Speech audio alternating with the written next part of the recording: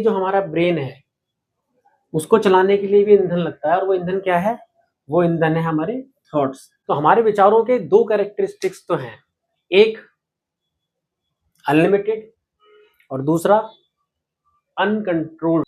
हम जी रहे हैं ऐसे 99% थॉट से जिनकी अवेयरनेस हमें खुद नहीं है।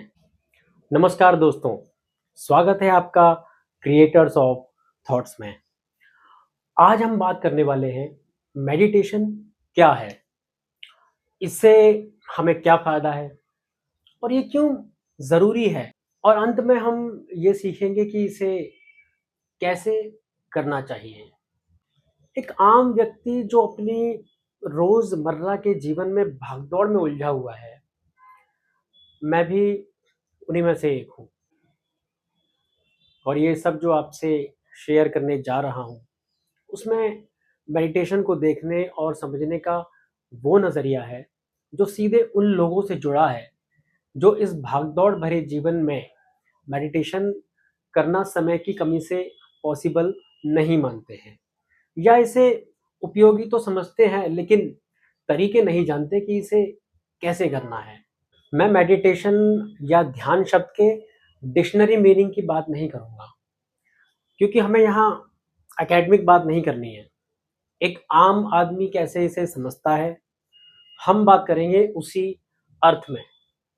तो जनरली इस शब्द को सुनकर हमारे दिमाग में जो छवि बनती है वो है चुपचाप आलती पालती मारकर बैठना, और पता नहीं क्या करते रहते हैं लोग। पर दोस्तों, ये जो छवि बनी है मेडिटेशन की, सिर्फ इतने मायने हैं इसके। बहुत सारे आध्यात्मिक गुरु हैं जो अलग अलग संगठनों से जुड़े हैं, वे लोग इसे अपने तरीके से आम आदमी को समझाने की कोशिश करते हैं।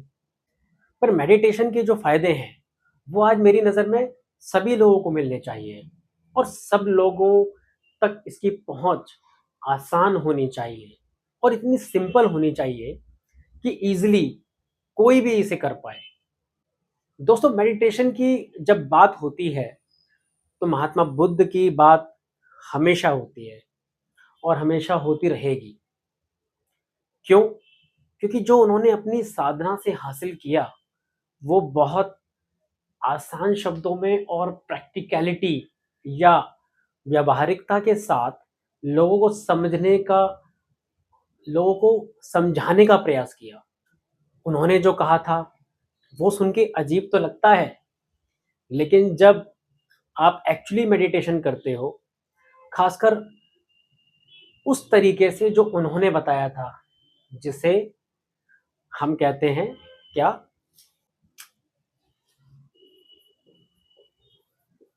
आनापान सती, ये वाला जो मेडिटेशन था वो महात्मा बुद्ध की खोज था।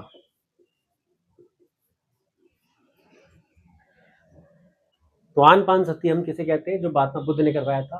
तब उन शब्दों के मायने अच्छे से समझ आते हैं। तो दोस्तों, ये जो तरीका खोजा था महात्मा बुद्ध ने, इसकी डिटेलिंग में अभी बात करना तो उचित नहीं होगा, क्योंकि अगर इस पे हम बात करने लग गए तो हम बेसिक पर भी उलझ जाएंगे। फिलहाल हम बात करते हैं सिंपली मेडिटेशन पर।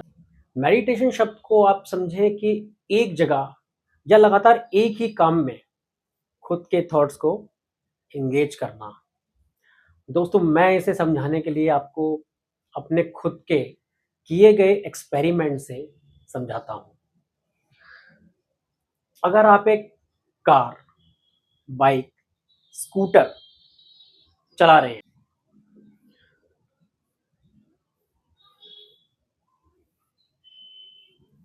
ड्राइंग मेरी उतनी अच्छी है नहीं, but I am trying to make you understand.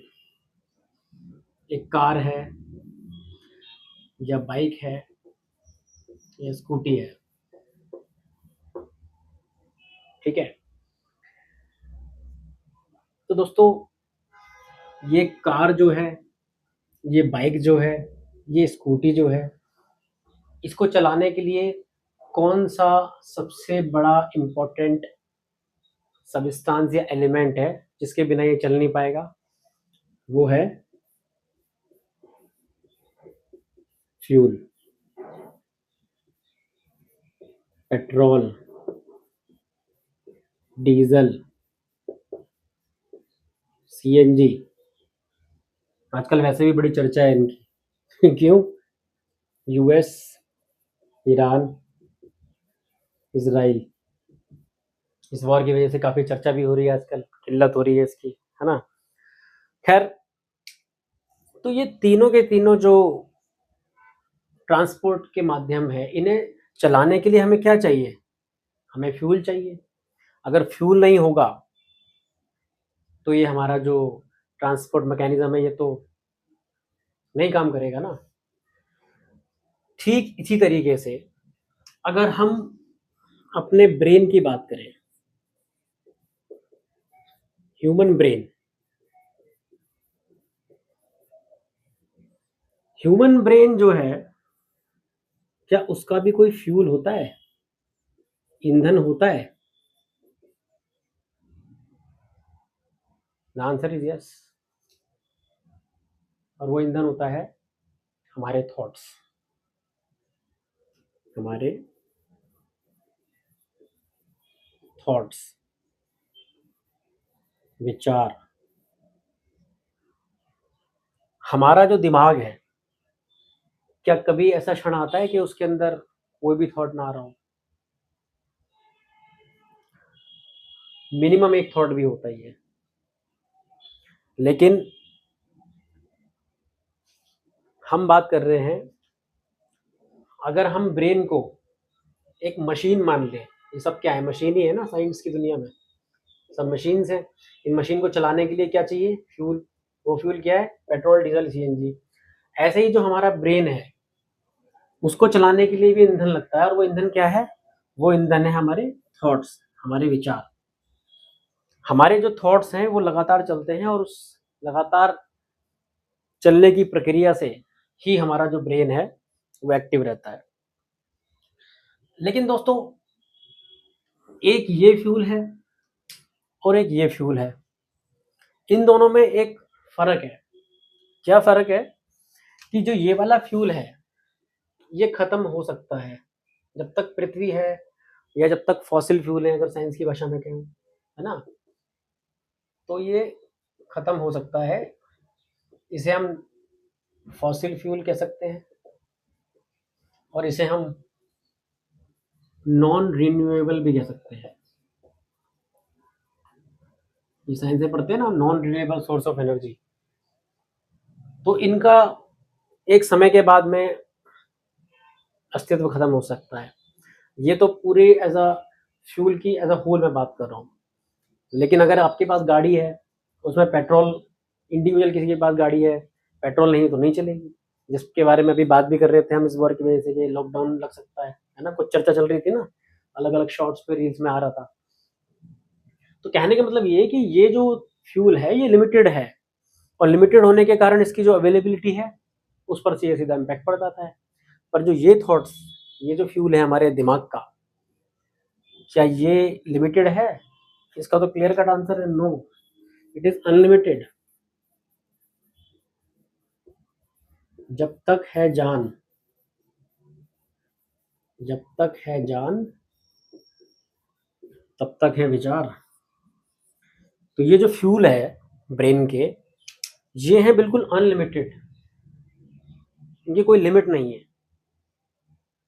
तो ये है फर्क, एक इंसानी दिमाग के लिए जो फ्यूल यूज होता है और एक मशीन के लिए जो फ्यूल यूज होता है, उन दोनों में बुनियादी फर्क ये है कि ये अनलिमिटेड है और वो लिमिटेड है। लेकिन दोस्तों, ये अनलिमिटेड हैं, लेकिन अनलिमिटेड होने के साथ साथ ये अनकंट्रोलेबल भी हैं। अनलिमिटेड एंड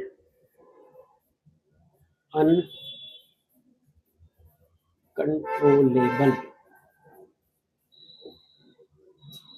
अनलिमिटेड भी हैं, अनकंट्रोलेबल भी हैं। तो हमारे विचारों के दो कैरेक्टरिस्टिक्स तो हैं, एक अनलिमिटेड और दूसरा अनकंट्रोल्ड, यानी फ्यूल का अनलिमिटेड होना तो अच्छी बात हुई, क्योंकि ये तो गाड़ी बंद हो जाएगी, क्योंकि हमें फ्यूल को लाइक अदर्स इंपोर्ट नहीं करना पड़ेगा। पर इसका अनकंट्रोल्ड होना क्या ये सही है? अब इसमें सवाल ये उठता है कि ये अनकंट्रोल्ड है, ये कैसे पता चले? ह्यूमन ब्रेन में 60,000 से लेके 70,000 तक थॉट्स आते हैं और डेली आते हैं। तो अप्रोक्सीमेटली 60 से 70,000 थॉट्स हमारे डेली आते हैं। चौंक गए ना ये नंबर सुन के? गूगल कर सकते हो फॉर फैक्ट चेक। मुद्दे की बात गूगल करना नहीं है, मुद्दे की बात ये है कि अगर ये डेली 60,000 की जगह यदि मैं इसको 60,000 को करके सिर्फ 6,000 ले लूं, तो क्या ये 6,000 बड़ा नंबर नहीं है? और यदि है तो क्या हमें एहसास है कि एक दिन में हम इतने थॉट्स से गुजरते हैं? आप खुद ट्राई करो, रात में गिनकर देखो कितने थॉट्स दिन में आए, 100 भी काउंट कर लो तो 12,000 मिलना चाहिए आपको। तो पॉइंट क्या प्रूव होता है?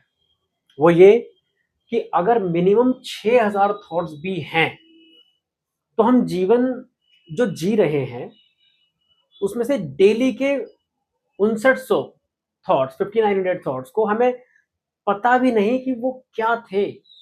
यानी हमारे 99% थॉट की हमें जानकारी नहीं, और जब जानकारी ही नहीं तो कंट्रोल कहां से होगा? 99% थॉट्स की जानकारी नहीं है ना? कमाल की बात। हम जी रहे हैं ऐसे 99% थॉट से जिनकी अवेयरनेस हमें खुद नहीं है। तो क्या हमें इसकी अवेयरनेस होनी चाहिए? यदि हो जाए तो इससे हमारे जीवन में क्या बदलाव हो सकता है? सिंपल आंसर तो है वैसे इसका, हम जीवन में जो भी अपने एम रखते हैं, लक्ष्य रखते हैं, वो भी अपने विचारों से रखते हैं, फिर उन्हें अचीव करते हैं। पर सोचने वाली बात यह है कि ये सक्सेस तब हासिल की है जब हम अपने 99% थॉट से अवेयर ही नहीं थे। यानी 1% थॉट से ही हम कितना कुछ अचीव कर लेते हैं। सोचो, 99% थॉट्स जो अनअवेयर रह गए उनका क्या पोटेंशियल होगा? एग्जैक्टली मुझे भी नहीं पता कि क्या होगा, पर यह विचार अपने आप में एक्साइट तो कर देता है। अब सवाल है कि इन 99% थॉट से अवेयर कैसे हुआ जाए? तो दोस्तों, अब मेरी डेफिनेशन जो मेडिटेशन के बारे में बनी है, इतना सब बात करने के बाद, वो इसी बेसिस पर बनी, मेरे प्रैक्टिकल एक्सपीरियंस से बनी है। मेडिटेशन मेरी नज़र में इन अनअवेयर थॉट से अवेयर होने और धीरे धीरे इन पर कंट्रोल करने का तरीका है। इससे लाइफ में क्या चेंजेस होते हैं वो एक अलग टॉपिक है, पर कुछ बातें तो क्लियर होती हैं। एक, थॉट्स की अवेयरनेस होती है। दूसरा, थॉट्स पे कंट्रोल आता है। इसलिए मेंटल हेल्थ अच्छी होती है एंड फिजिकल हेल्थ भी अच्छी होती है। चौथा, क्लैरिटी ऑफ थॉट्स आती है। पांचवा, भले ही पूरी तरह कंट्रोल स्टैब्लिश ना भी हो थॉट्स पर, इतना समझ आता है कि we are on the right track. और ये सब मैंने एक्सपीरियंस किया है and I am damn sure जब आप मेडिटेशन करोगे तो you will also feel the same thing what I have gone through. Meditation करने से इंस्टेंटली रिलैक्स तो होना ही है, ये एकदम पक्की बात है, ये तो होना ही होना है। लेकिन बाद में रोज की प्रैक्टिस आपको नए एक्सपीरियंसेस देगी। जितने मैंने यहाँ लिखे हैं पॉइंट्स, ये वाले भी और कुछ ऐसे भी जो मैंने यहाँ नहीं लिखे या नहीं लिख पाया, ये हो सकता है जिनसे मैं खुद भी अवेयर ना हूँ, क्वाइट पॉसिबल। दोस्तों, हम इन सब पर आने वाले दिनों में बात करेंगे अपने इस चैनल पे, क्रिएटर्स ऑफ थॉट्स, और हर चीज को डिटेल में बारीकी से समझेंगे। पर अभी के लिए आप मेडिटेशन करना शुरू करो। लिंक मैंने डिस्क्रिप्शन में दिया है जो हमने इस चैनल पे बनाया है।